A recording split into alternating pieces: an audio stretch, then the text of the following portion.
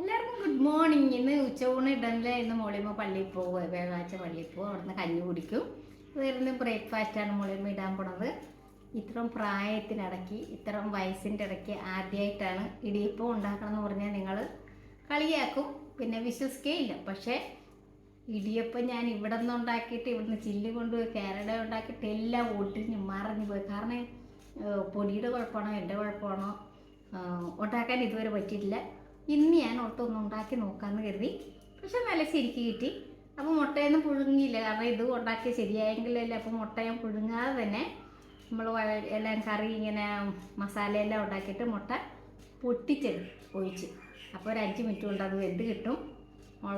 മോളിമ്പോൾ കുറേശ്ശെ അങ്ങോട്ടില്ല, നമ്മൾ കണ്ട ചൂട്.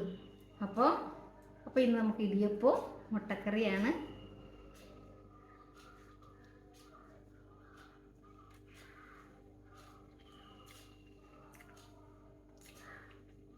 നമ്മുടെ നാട്ടിലും ഇപ്പോൾ കുറേ വർഗീയതയൊക്കെ വന്നുകൊണ്ടിരിക്കുകയാണ്. എന്നാ ചെയ്യാനാണ്, മനുഷ്യരെല്ലാവരും ഒന്നുപോലെയല്ലേ.